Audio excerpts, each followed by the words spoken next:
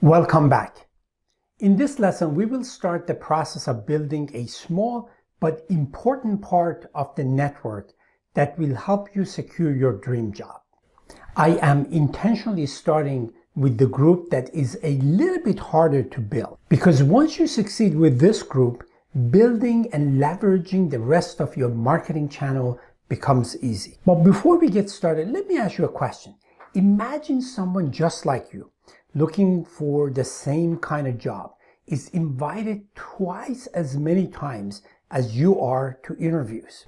Imagine if this person has unique insight about the employer that can help them do a better interview, impressing the prospective employer with how their talents match the employer's needs that were not even in the job announcement, as they usually are not. Imagine this other candidate has been introduced to the employer by someone who praised their character and abilities glowingly, biasing the employer's feelings toward this candidate in a positive way. Imagine if this candidate met with some of the decision makers months or even a year earlier before a position opened up, and yet used that opportunity to get to know them in a low-stress setting and gathered insights about that organization's future.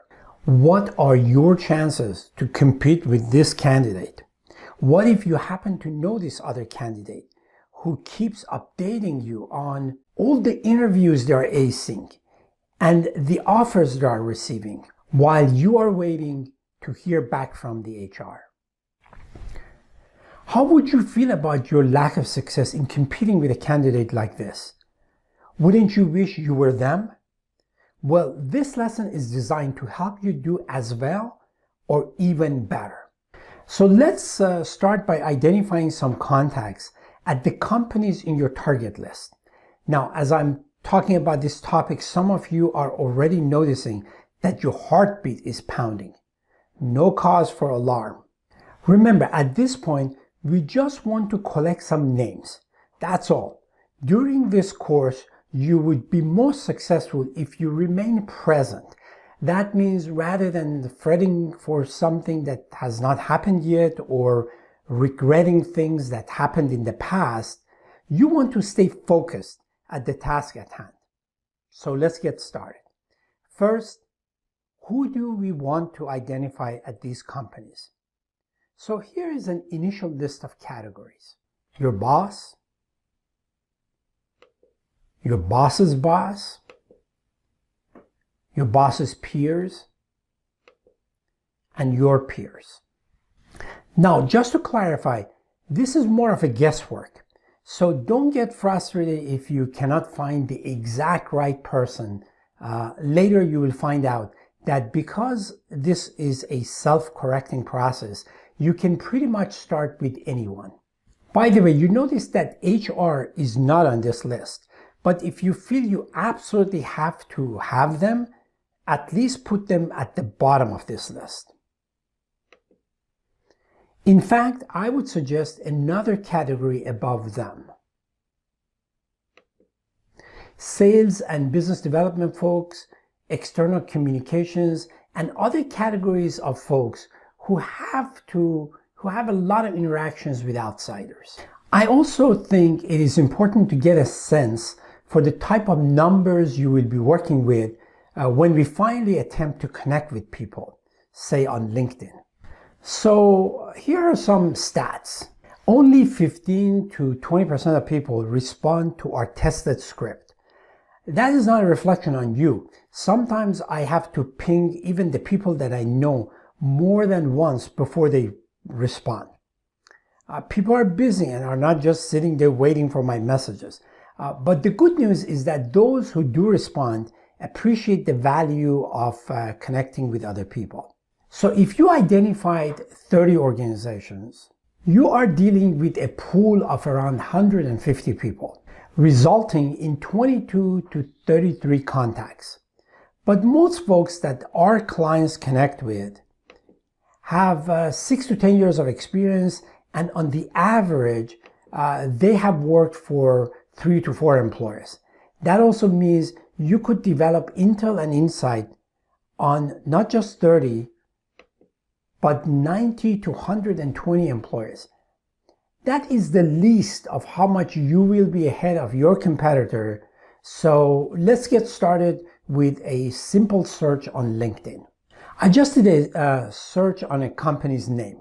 As you can see, in addition to the company's profile, the search pulled up some job openings as well.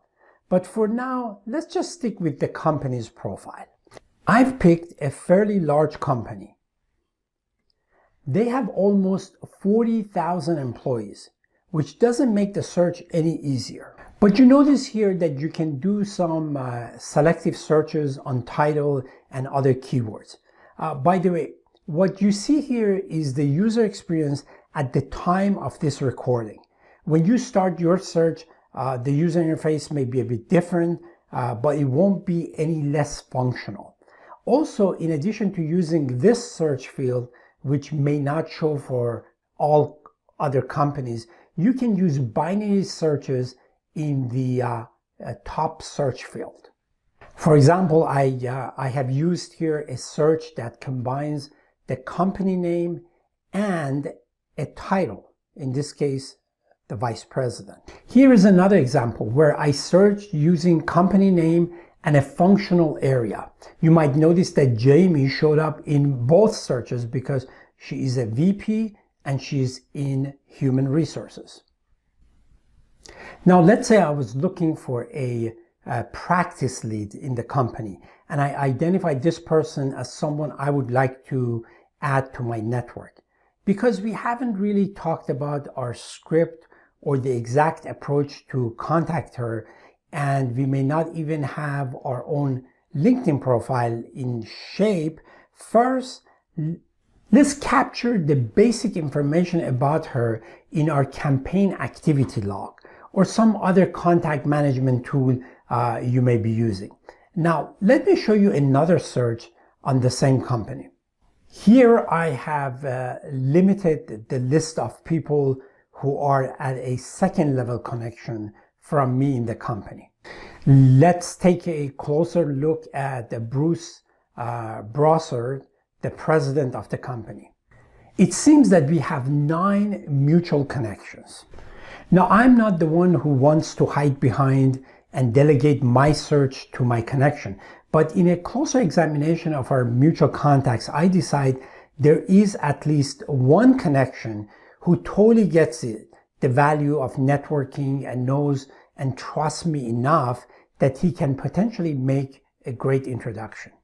So I'll go ahead and add Bruce's link to my spreadsheet and make a note of who I might ask to make that introduction. But again, I want to emphasize, just because someone is a common connection may not qualify them as a good advocate. So we want to be judicious about this. By the way, as you can imagine, LinkedIn is not the only source, right? So depending on the size of the company and the level of the person that you're trying to reach, a company's own website could also be a great goldmine. As a final step to build the list of contacts at your companies, you can also ask around your current network. Hey Salima, I found the XYZ a really interesting company, as their mission and values really resonates with me.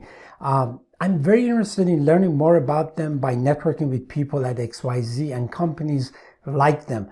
I don't suppose you happen to know someone there. I prefer that to saying, hey, I stalked you on LinkedIn and I noticed that you are connected to so-and-so at XYZ. Just because they are connected doesn't mean anything. Now, most people gravely underestimate their existing network. Don't be surprised if the parent who sits next to you at your kid's baseball game works at XYZ or happens to know someone there.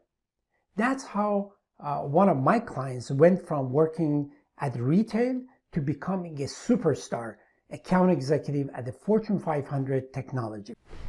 Okay, I hope you enjoyed this lesson.